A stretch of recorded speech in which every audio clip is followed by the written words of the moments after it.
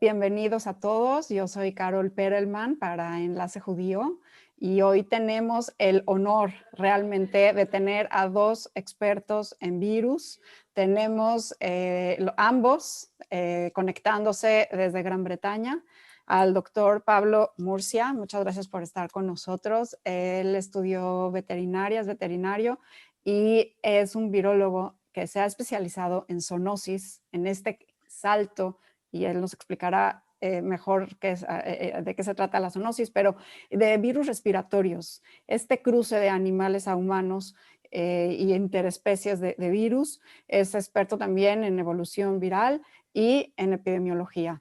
Él está en la Universidad de Glasgow. Y también con nosotros tenemos al doctor Carlos Sanders. Él es médico de la Universidad Panamericana aquí de México y actualmente está cursando su doctorado en la Universidad de Nottingham, también especializándose en virus. Entonces, muchas gracias a ambos por estar conmigo hoy aquí en la tarde en México y para ustedes la noche ahí en Gran Bretaña.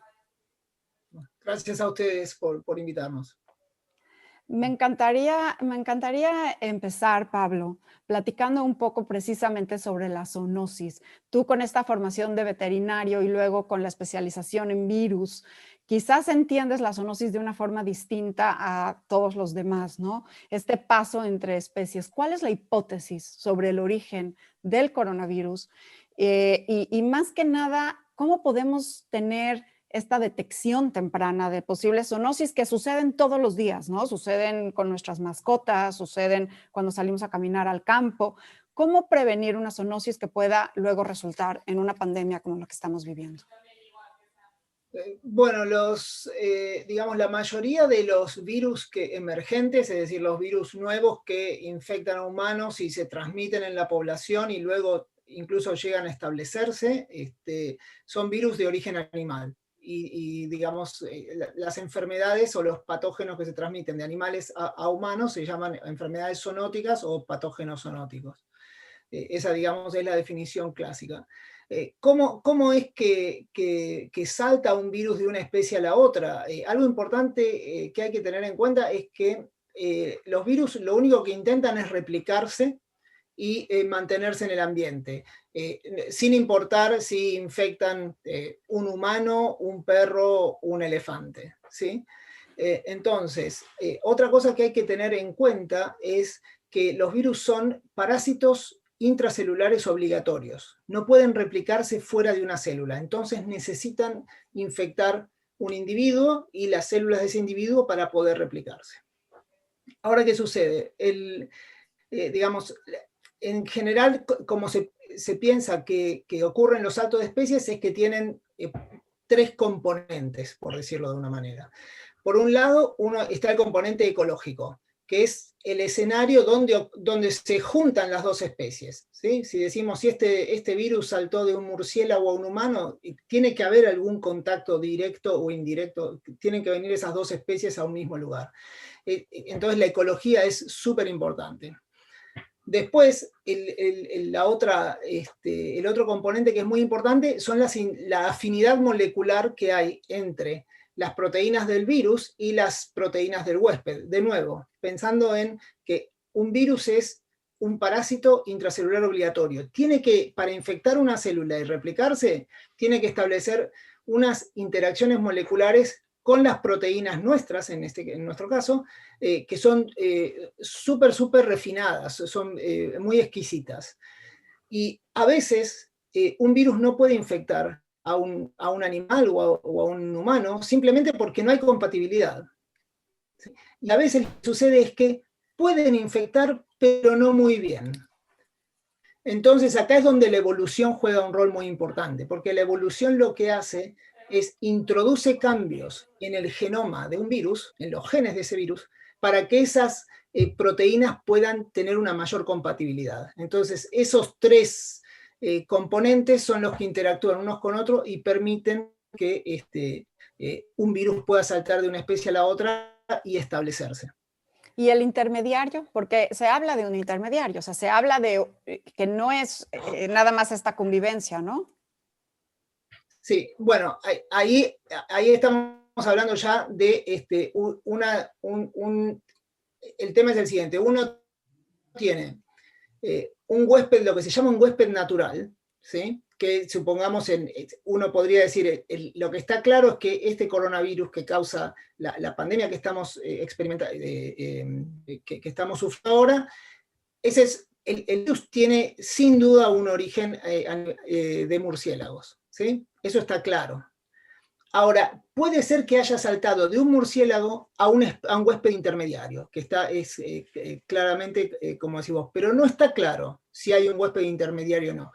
Ese huésped intermediario lo que podría facilitar es la preadaptación del virus del murciélago al humano. Por ahí el salto directo del murciélago al humano podría no haberse dado por una cuestión ecológica, por una cuestión de estas interacciones moleculares que te decía.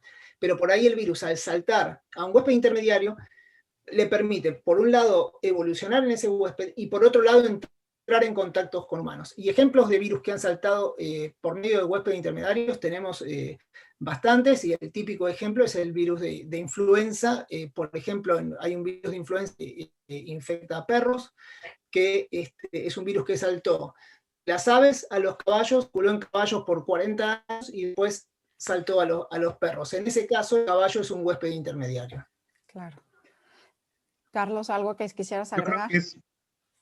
Yo creo que es muy importante realmente poner ese contexto, porque todas estas cosas están ocurriendo mientras hablamos. O sea, ahorita se tomó el ejemplo de este coronavirus, pero esto mismo que pasó en este coronavirus pudo haber pasado tanto en México, a lo mejor con otro intermediario, con otro virus, como lo que pasó ahorita con este particular, llamémosle, conjunto de eventos desafortunados para la humanidad, que fue que un virus pudiera llegar a infectar humanos de la forma en la que él lo haya hecho, ¿no? Entonces yo creo que eso es algo muy importante, porque luego mucha gente creo que sin querer va y le echa culpa a algún gobierno, a alguna persona, y en realidad no, creo que son eventos totalmente aleatorios que por azares llegaron a suceder, ¿no? Bueno, pero se requiere entender estos 3 pasos que menciona Claro, Pablo, sí, la sí, convivencia, claro. hablar de la parte de ecología, no estar quizás con estas especies, entender la compatibilidad, cómo funciona y evitar esta evolución, y quizás también tener programas de vigilancia para detectar con premura estos eventos que en inglés se llaman spillovers, y no he encontrado la palabra correcta en español para llamarlas. Pablo, a modo de profecía, claro que, bueno, en ciencia no existen las profecías, existen los modelos y las predicciones, pero hablando un poco como el lenguaje muy, muy coloquial, tú el 14 de julio, junto con varios colegas, publicaste para la Academia de Ciencias Médicas de Londres lo que se vería en invierno. Y te quiero preguntar, por un lado, ¿qué tan acertado estuviste a la realidad que se vive específicamente en Gran Bretaña actualmente con la pandemia? Y ¿cómo ves con estas herramientas que ya tienes para poder describir un poco la trayectoria, cómo vemos hacia la primavera, tanto Gran Bretaña como en general en diferentes países, como por ejemplo México o, bueno, Argentina? Bueno, lo que comentás con respecto al trabajo que hicimos con la Academia de Ciencias Médicas del Reino Unido, te voy a dar un poco de contexto. En realidad lo que sucedió fue lo siguiente. El gobierno británico le pidió a la Academia de Ciencias Médicas que desarrolle un reporte de cómo sería un invierno malo, ¿sí?, en el Reino Unido. Esto fue durante el verano, para poder preparar la infraestructura de salud pública y los hospitales para enfrentarlo. Entonces, y eso tiene digamos, una importancia fundamental a nivel presupuestario. Entonces, la Academia de Ciencias Médicas convocó a 37 personas en distintos ámbitos, y bueno, yo estaba entre uno de esos, y bueno, fue un trabajo muy, muy interesante, donde lo que tratamos de hacer es, primero, en cierta forma, hacer una especie de pronóstico de lo que sería una situación mala, pero no solamente por este virus, sino por todos los problemas de salud que tenemos asociados con el invierno, que son, por ejemplo, tenemos gripe, ¿sí? Influenza. ¿Sí? Tenemos un montón de enfermedades respiratorias. Tenemos en invierno algo que pasa, que parece una tontería, pero hay un montón de traumas por caídas, porque está el piso congelado, hay nieve, etcétera, accidentes, y cómo todo eso va a generar, digamos, una acumulación de problemas para la salud pública. Y a partir de eso también se dieron una serie de recomendaciones al gobierno. Y bueno, y eso resultó en este reporte, y ese reporte, como decís vos, si salió en julio, un martes, si mal no recuerdo, y el viernes el gobierno asignó 3 millones de libras para el sistema de salud nacional, cosa que realmente, digamos, nos puso muy contentos. Ahora, ¿cómo es creo que el invierno está muy complicado, pero en cierta forma podría ser mucho peor. Y te voy a decir por qué. Algo que está claro es que con todas estas medidas que tenemos para evitar la transmisión de coronavirus, se está evitando muchísimo la transmisión de los virus respiratorios que circulan normalmente en invierno. La influenza. Entonces, la cantidad de casos de gripe que tenemos es baja. La cantidad de otros casos del virus respiratorio sincicial, que afecta a los chicos pequeños y afecta a la gente muy mayor. Y esos son casos de enfermedades respiratorias, en general dan enfermedades respiratorias severas. Y eso no se está viendo. Pero así todo, el sistema está al borde del colapso, con la cantidad de casos que requieren cuidados intensivos o semi-intensivos por COVID. Y leyendo ese reporte veo que sí se habla de que el virus seguirá mutando, pero no sé si se esperaban estas variantes tan rápido, con este nivel de contagiosidad, ¿no? de infectividad de 50% más elevada, y algo de letalidad también aumentado. Y pues todo esto complica. ¿Y qué se ve? ¿Cómo lo ves hacia primavera? Porque ahora tenemos un elemento que en julio no era hipotético, pero ahora ya no es hipotético, ya es real, que son las vacunas. Entonces, con este nuevo elemento en la ecuación, ¿cómo podemos esperar vernos hacia primavera? Bueno, el tema es, digamos, estos virus son unos virus que tienen, su genoma está hecho de ácido ribonucleico, que lo que hace es que son virus que mutan mucho, que evolucionan muy rápido, cambian muy rápido su genoma, y al cambiar su genoma se pueden adaptar más fácil a las presiones del ambiente. Por otro lado, digamos, todos los virus evolucionan, todos los virus mutan. Sin embargo, la aparición de estas variantes, digamos, la cantidad de cambios que tienen estas variantes es un poco más rápido de lo que se esperaba. Y no está claro por qué. Lo que sí está claro es que el virus no solamente ha mutado, sino que va a seguir mutando y va a seguir cambiando. Y eso, con respecto a las vacunas, no creo que sea un gran problema. Y el típico ejemplo a veces siempre es volver a la gripe, a la influenza. El virus de la gripe cambia constantemente, y cada tanto en la Organización Mundial de la Salud se decide actualizar la vacuna. Y lo más probable es que con este virus suceda lo mismo. Que cuando se ve que se empieza a cambiar tanto, de manera tal que ya las vacunas no son tan efectivas, lo que se hace es, se cambia la cepa que se utiliza para generar la vacuna por una más reciente. Sin embargo, sí. tú estudias, déjame nada más hacer el comentario, Carlos, y te paso la palabra. Hay algo importante. Tú estudias a los otros coronavirus que causan las gripas habituales, y ellos no han mutado de una forma tan importante como el coronavirus, el SARS-CoV-2. Y esa creo que es una pregunta fundamental que debemos de resolver, y quizás también entender si el vacunarse está ejerciendo una presión extra en esa evolución de las variantes. Bueno, te termino con esto y después a ver qué opina Carlos. Pero el tema es el siguiente. Lo que decís de que los otros coronavirus estacionales no mutan tanto, no creo que sea así. El tema es que no los hemos secuenciado tanto.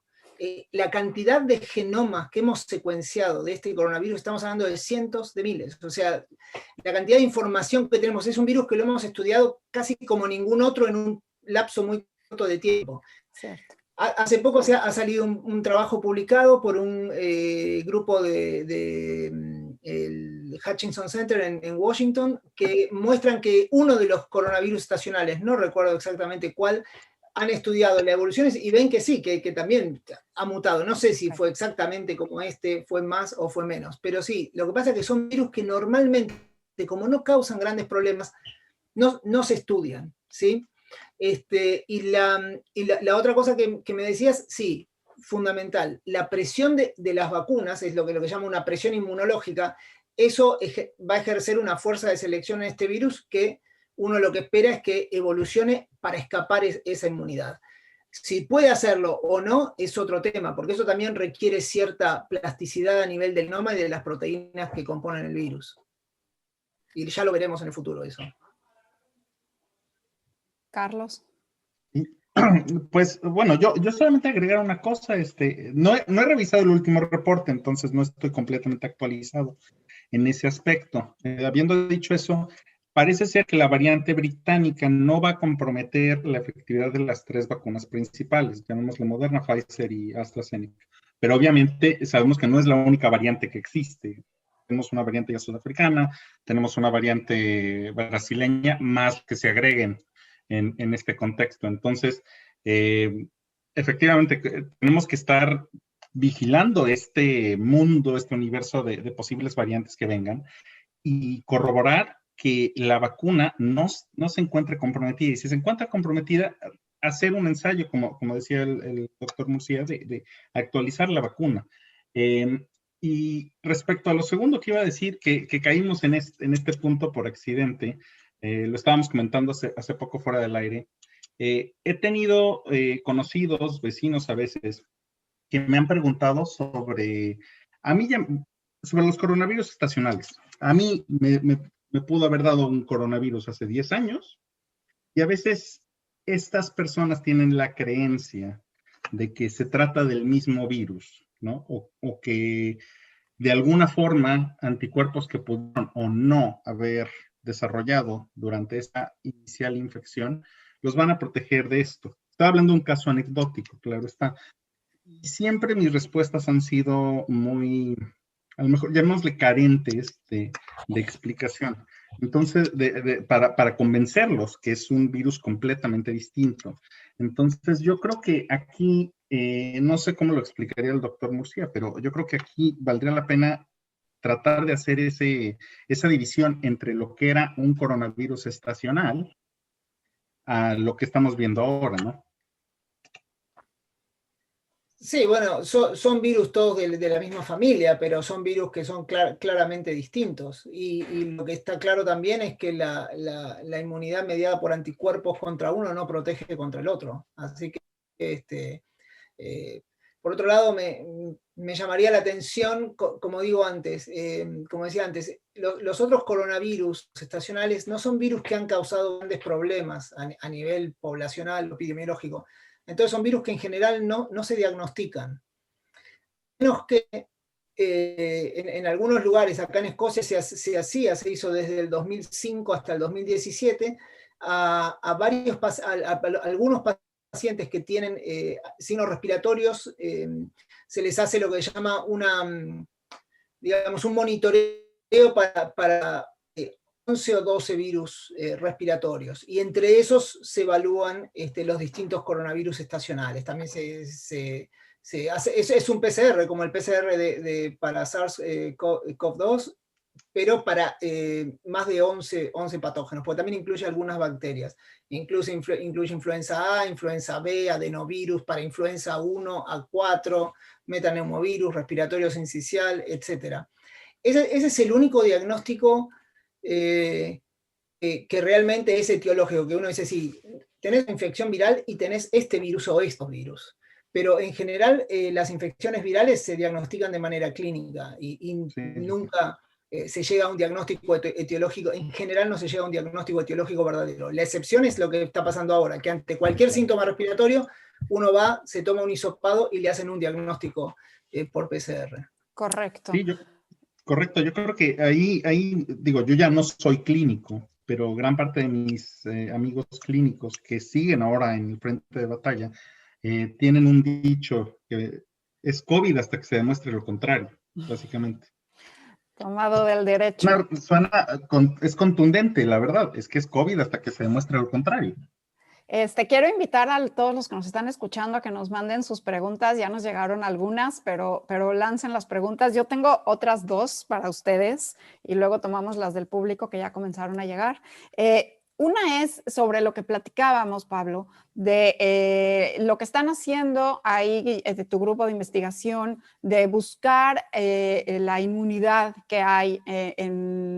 Platícanos un poco lo que platicábamos antes de entrar al aire, lo que están haciendo ahora. Bueno, digamos, yo trabajo en el Centro de Investigación de Virología de acá de Escocia, que es un centro nacional, por decirlo de alguna manera. Y es un centro que tiene 25 grupos de investigación dedicados al estudio de virus, ¿sí? Cuando surge la pandemia, bueno, nos organizamos en distintos grupos y subgrupos para tomar distintas actividades para responder a la pandemia. Entre ellas, secuenciar virus, entre ellas, desarrollar modelos para estudiar la biología del virus, entre ellas, desarrollar reactivos para poder estudiar el virus, anticuerpos, métodos de diagnóstico para evaluar drogas in vitro en cultivos celulares. Y bueno, y lo que yo estuve involucrado, o bueno, sigo involucrado en dos de esas actividades. Una es lo que es todo el estudio serológico en la población de Glasgow, en donde lo que hicimos fue, ni bien empezaron a aparecer los primeros casos fuera de China, pusimos una solicitud para que nos envíen muestras de sangre de la población de Glasgow representativas de lo que es la población de pacientes de Glasgow.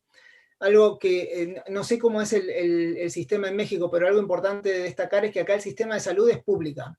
Entonces, para la población de Glasgow, que es lo que llama el Gran Glasgow, que es 1.100.000 personas, más o menos, todo se va a un laboratorio de diagnóstico gigante. Entonces, nosotros empezamos a recibir todas las semanas una determinada cantidad de sueros de pacientes. Eran pacientes u hospitalizados o pacientes que iban al médico. Y enseguida pusimos a punto un método para detectar anticuerpos contra el virus que fue desarrollado en Nueva York por el grupo de Florian Kramer, y que detecta anticuerpos contra la proteína S, que es lo que se llama spike, o no sé, espícula le llamamos en español. Espícula.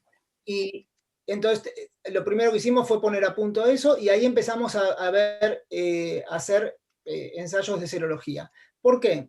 Porque cuando uno se infecta con un virus, en general monta una respuesta de anticuerpos. Si esa respuesta de anticuerpos tiene dos características. Una es que es muy específica, es contra ese virus y no otro. Y la otra cosa importante es que es muy duradera. Entonces eso lo que nos permite es, al examinar una muestra de suero, podemos saber si esa persona estuvo en contacto o no con el virus, sin importar si estuvo enferma o no, y sin importar si le hicieron un PCR o no. Entonces nos permite saber esa fracción de la población que son o asintomáticos o no les tomaron la muestra a tiempo, o nunca se les tomó una muestra y tuvieron COVID.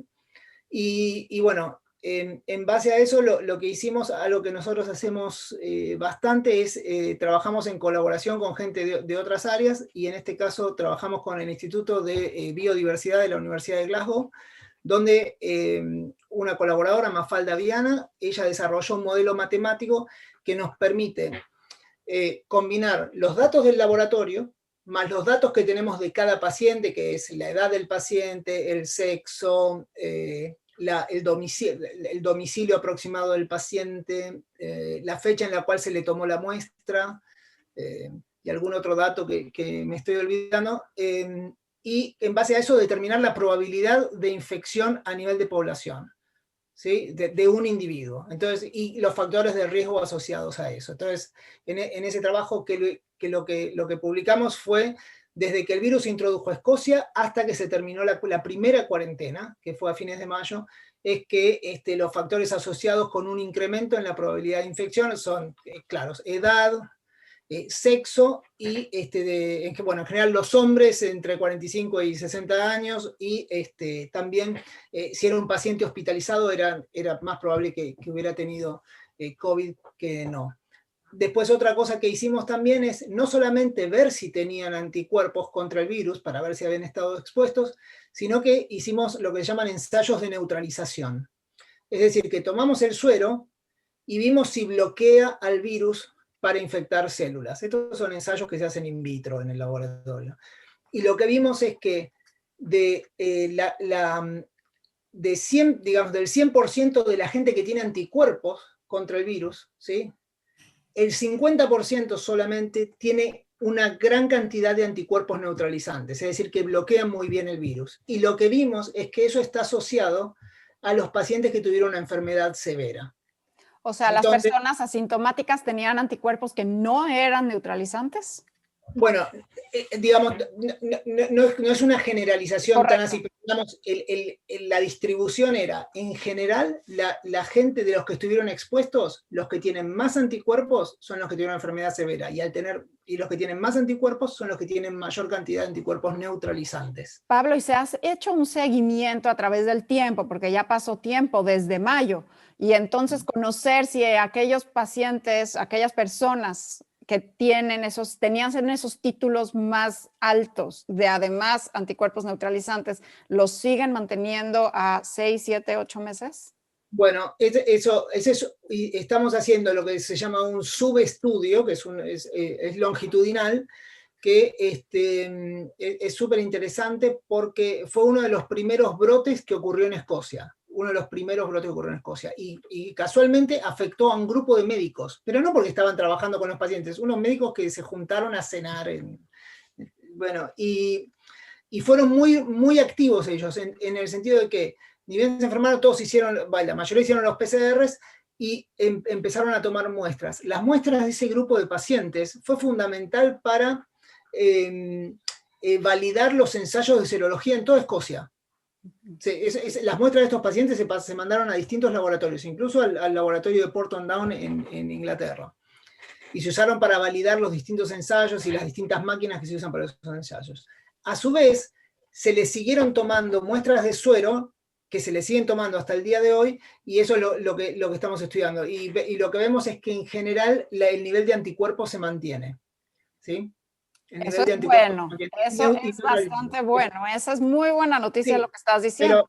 Pero ojo, te digo, es un número muy bajo, estamos hablando Correcto. De 23 personas, hay alguno que otro que infectaron y no desarrollaron anticuerpos, entonces todos los estudios que implican un número muy bajo de personas hay que tomarlos con mucho cuidado, no se puede generalizar, y aparte es un grupo no solamente pequeños, sino que de personas de un cierto grupo de edad, o sea, y de una profesión, y sí. Yo creo que, dicho de otra forma, que la gente no tenga la creencia que porque les haya dado, tienen anticuerpos que los van a proteger. Creo que es algo que tiene que quedar muy, muy, muy, muy en la memoria de la gente, ¿no? O sea, aunque te haya dado, mantener las medidas de distanciamiento social, mantener cubrebocas, vamos, no sabes si estás protegido. Creo que eso es lo más importante como resumen de toda esta información, que es muy buena. Claro. Me gustaría hacer nada más un pequeño comentario y ya pasar a las preguntas. Gracias a los que ya nos mandaron preguntas. Sin duda, la pandemia va a inspirar a muchos a perseguir carreras en virología. En especial, virología era un área un poco menos solicitada, como que casi todos nos curamos de esos viruses, ¿no? Es muy raro tener un virus, bueno, no es muy raro, pues existen virus letales y que no hemos podido ¿no? Acabar con ellos, como el HIV, pero bueno, es un área que no necesariamente era, con tantos recursos y con tantos recursos no nada más económicos, sino de personas metidas en esto, y pienso, como una hipótesis, y me gustaría saber lo que opinan, es que la pandemia va a generar nuevas vocaciones, quizás en salud pública, en epidemiología, y no sé si tendrán ustedes próximamente más colegas virólogos. ¿Cómo se ve? ¿Cómo se ve el futuro de la profesión? Bueno, no sé cómo se va a ver en el futuro. Lo que sí te puedo decir es que yo tengo un curso en cuarto año acá en la universidad. Yo soy, digamos, el coordinador de un curso que se llama Virus Emergentes, ¿sí? Y este es el primer año en el que se llenó el cupo completo. Nunca teníamos el cupo completo de estudiantes. Este año tenemos el curso completo y hubo estudiantes que no pudieron entrar porque ya se excedía el cupo. Así que es probable que lo que decís suceda. Sí, sí, sí. Yo pienso que de pronto la virología está en primera plana todos los días y finalmente creo que eso va a impulsar a muchas personas a acercarse a la ciencia, a acercarse a la virología, a acercarse a la salud pública, a entender mejor la epidemiología. Carlos, ¿cuál es tu opinión? Yo creo que todo el mundo está cambiando mucho en este momento, ¿no? Y así como dices, ha habido, por ejemplo, voy a tomar un ejemplo muy, muy tonto, ¿no? Yo estudié medicina, como lo dijiste hace poco. Cuando yo tenía 15 años, una serie que se llama Grey's Anatomy, creo que todavía sigue, tuvo un Exacto. impacto, parece muy tonto, pero tuvo No, un no es impacto tonto, es sobre el cierto. Grey's reclutamiento Anatomy, ¿a cuántos exacto. médicos? Cuando yo estaba, exacto, cuando yo estaba en secundaria, había dos series de medicina muy grandes. Una era Scrubs, de una comedia de Sí, médicos, y otra era Grey's Anatomy. Y evidentemente, yo no dudo que haya tenido su impacto en aquel momento. Yo por ingresé a supuesto. medicina cuando era 2009. Ahora, Ahora estamos hablando de algo que no son dos puntos focales, porque uno sale a la calle y se encuentra gente con cubrebocas. O sea, no es una realidad de la que puedas escapar cambiando el canal. Entonces, yo creo que carreras afines a la ciencias de la salud pueden tener un reclutamiento enorme. Ahora, ¿qué tan grande va a ser? La verdad, no lo sé. Yo creo que va a tener un impacto enorme, estoy completamente de acuerdo. Creo que hay que aprovecharlo para algunas áreas que necesitan mucho de gente, manos a la obra, básicamente, ¿no? Bueno, y mentes brillantes Pero que sí, están ahí. totalmente de acuerdo. Sí, Sí, sí, sí, sí, sí, sí. sí. Y mira, y si no tenemos más científicos, al menos cambiar la percepción de la ciencia, ¿no? Pablo, me gustaría empezar con las Yo primeras creo que ahí tenemos preguntas. responsabilidad, sí, sí, sí. Sí, entre todos. Este, y quizás es un poco por el escenario que se está viviendo en México y eso se está transmitiendo principalmente en México. Y bienvenido a desviar la respuesta hacia tu zona de mayor experiencia. Pero muchas preguntas, de hecho las primeras 4 son en torno a la vacuna rusa, a la Sputnik, que está prontamente quizás por autorizarse para uso de emergencia en México y es la que es el presidente, bueno, el subsecretario de Salud anunció hace poco que se llegará embarques posiblemente la semana próxima de la Sputnik, pero quizás también, y vale la pena, quizás que menciones, México tiene ya autorizado para uso de emergencia la AstraZeneca.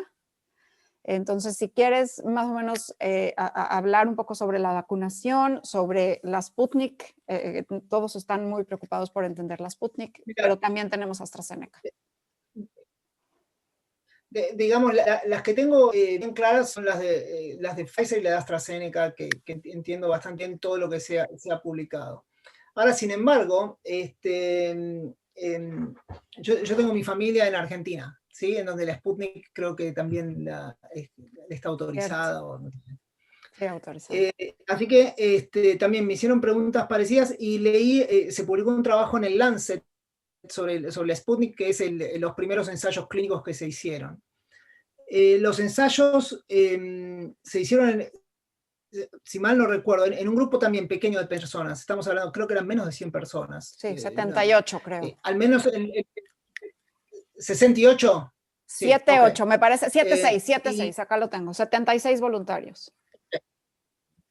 ok, bueno. Entonces, y por otro lado, la distribución de la edad tampoco era muy amplia. Estas son las cosas que recuerdo. Después la respuesta de la vacuna, al menos en cuanto a seguridad, estaba bien, el nivel de anticuerpos estaba bien, pero bueno, es difícil generalizar cómo se va a comportar en una población con esos datos. Sin embargo, no sé si se han publicado cosas más allá de eso. Ahora, ¿qué es lo importante? Y esto te lo digo, es una opinión enteramente personal. Claro, ¿sí? sí. Si a mí vos me decís, o me doy la Sputnik o no me doy nada, ¿sí? Cuando tenés un virus que si tenés más de 70 años, tenés 25% de chances de morirte, yo me doy la Sputnik, ¿sí? Si hay gente que dice, no, prefiero esto. Sí. O sea, y hay gente que dice, no, pero, o sea, es una cuestión o sea, la vacuna es segura, que eso es lo más importante, que es una vacuna segura. Después el grado de efectividad. De protección, tan claro no lo tengo, ¿sí? Me imagino que debe haber cosas publicadas, pero yo tan claro no lo tengo, pero ante nada siempre es mejor tener una vacuna. Y por otro lado, el tema es que lo importante de las vacunas tienen distinto grado de efectividad, que eso es lo que hay que tener en cuenta. Estamos ante un virus que, como te digo, si tenés determinada edad, tenés 25% de chances de morirte, ¿sí? Entonces, una vacuna, digamos, el mejor grado de efectividad es que ni siquiera te infectes ni le transmitas a nadie.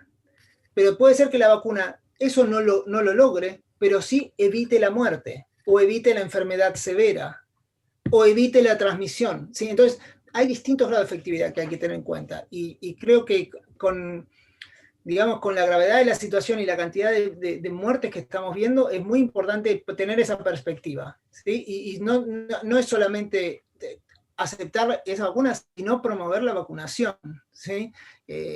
Está claro que las vacunas siempre hay un mínimo grupo de personas que va a tener algún efecto adverso, ¿sí? Pero eso más tiene que ver con la individualidad de la variación de las personas que con las vacunas en sí.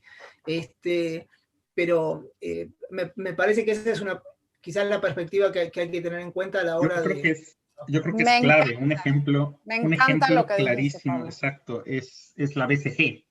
La BCG no previene que te dé tuberculosis. Lo que previene es que te dé una enfermedad diseminada de tuberculosis, pero en sí, vaya, que es grave que tengas una enfermedad diseminada de tuberculosis, sí es muy grave.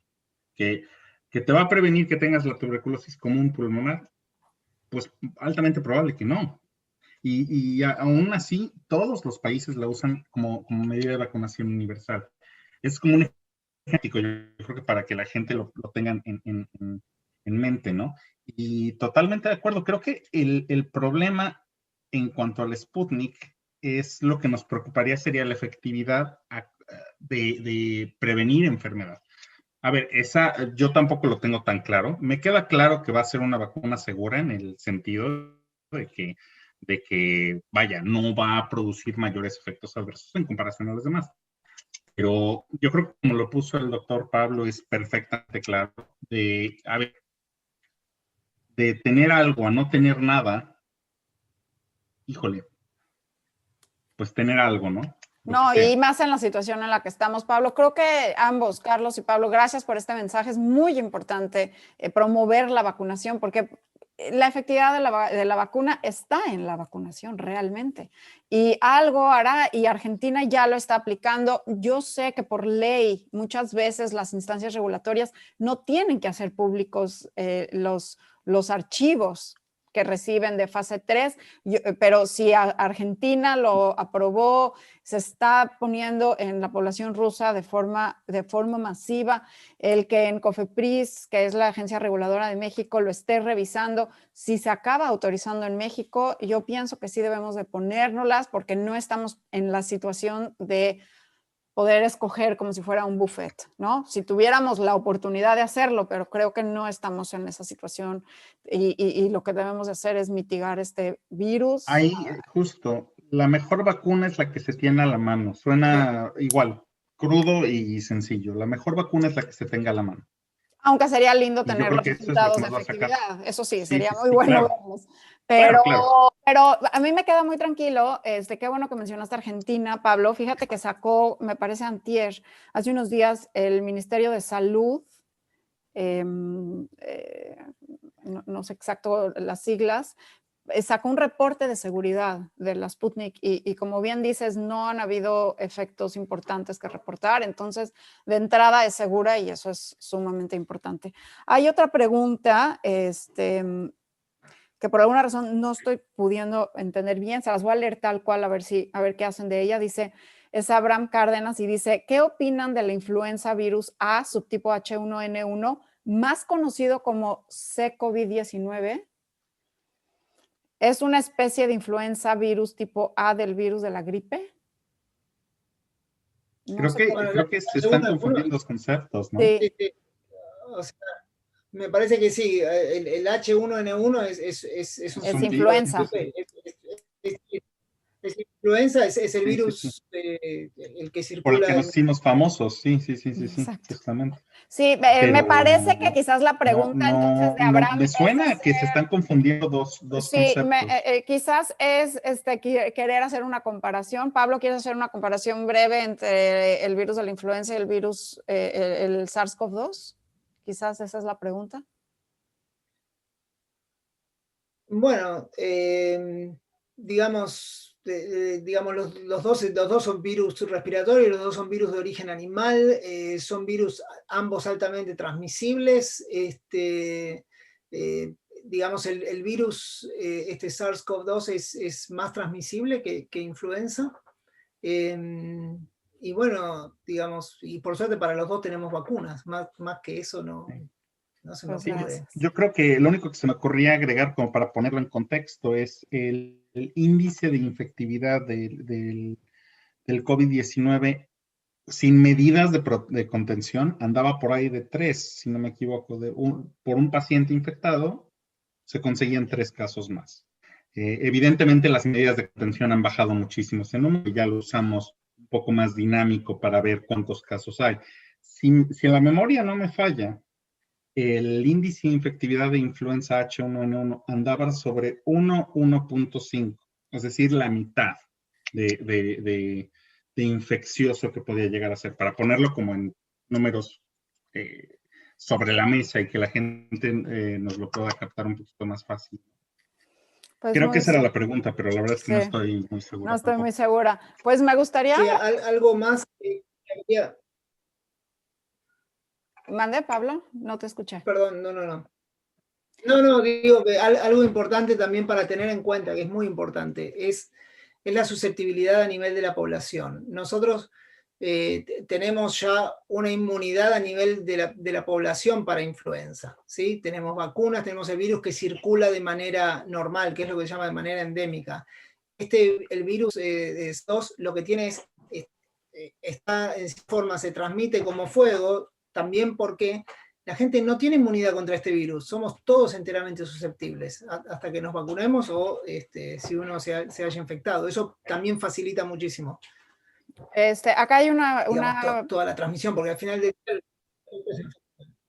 Acá hay una pregunta, digo, nada más para cerrar, preguntan que si vacunarse contra influenza protege contra COVID y no, son virus diferentes, entonces hay que vacunarse para ambos, para hacerla rápida la respuesta. Pero acá hay una pregunta interesante que dice, y creo que es interesante y me gustaría acabar con ella, y al final si quieren hacer cada uno un comentario de cierre, pero hablamos de que la vacunación puede ejercer cierta presión en el virus y provocar que evolucione y que siga mutando y tener más variantes.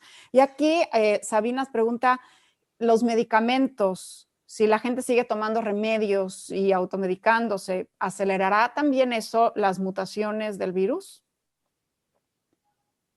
Pablo. Bueno, está muy bien. O sea, la pregunta es, ¿qué remedios, no? O sea, No, la el pregunta tema es si los el remedios, siguiente. si tomar remedios puede ejercer también presión sobre el virus y hacer que también tenga variaciones, así como lo haría las vacunas. A menos que hay determinadas terapias que se basan en el uso de anticuerpos monoclonales, por ejemplo.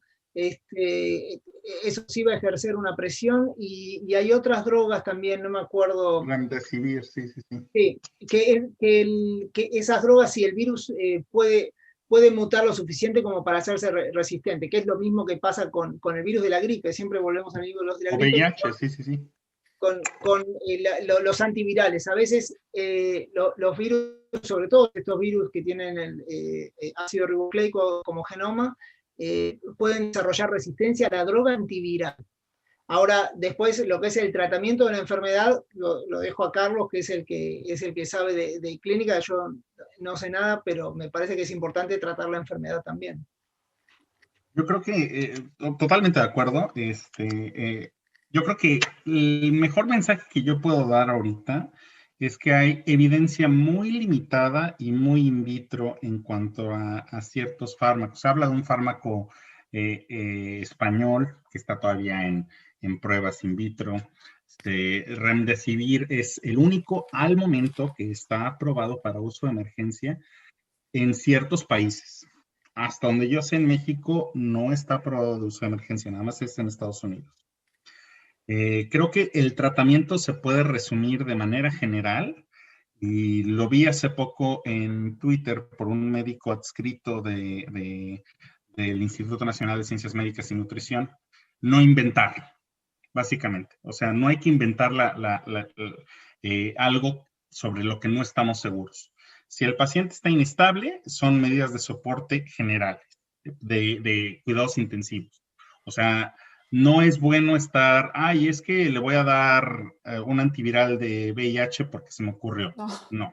O sea, y ha pasado, o sea, ha pasado que gente de manera anecdótica ha empezado a hacer estos cócteles de a ver si sale algo, y bajo ese precepto, pues hemos tenido ya ciertos medicamentos que han tenido que ser probados a nivel ya de casos y controles, ¿no? O en estudios ya más grandes. Un ejemplo, ahorita tomé el ejemplo de un antiviral contra VIH, de lopinavir, que fue usado anecdóticamente en Corea, y a ese paciente le fue muy bien, pero cuando se probó en un estudio randomizado, pues no había efecto.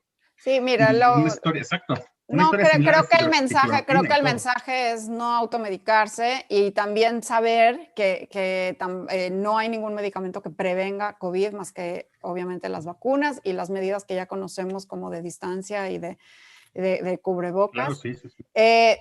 Quizás nada más para terminar, me gustaría su comentario, Pablo, un poco ver hacia dónde vemos el futuro, primavera y más a largo plazo, con el ritmo de vacunación que vemos en el mundo, más o menos cuándo logremos vacunar a un 75-80% de la población mundial. ¿Cómo ves la pandemia para los próximos meses, semestre, años?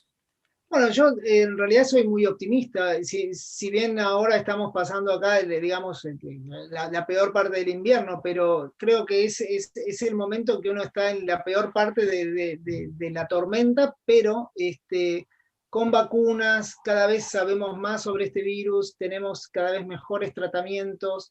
Es cuestión de estar ahí, como bien agarrado a la silla y cumplir con todas las medidas sanitarias que tenemos, y evitar el contacto con gente, y esperar que los planes de vacunación sigan su curso, y las vacunas cumplan su rol. Y ahí vamos a volver a una vida muchísimo más normal que la que hemos experimentado estos últimos meses. Pues estaremos pendientes de tus publicaciones, de los comentarios de Carlos, que anda muy activo en el Twitter también, comunicando. Y Pablo, te agradezco muchísimo conectarte, ya es tarde ahí en Glasgow, y muchas gracias a ti también, Carlos, tú estás en Nottingham. Y pues seguir vigilantes, poder observar la seroconversión de las personas en tus estudios, también observar cómo va la variante mal llamada británica y esperar que pronto todos nos podamos vacunar. Bueno, muchas gracias a ustedes. Muchas gracias a los Muchas dos. gracias, Carol. Y un honor estar con alguien que fue mi maestro valga la redundancia, en la maestría, ¿no? Pero muchas gracias por todo. No, gracias a ustedes.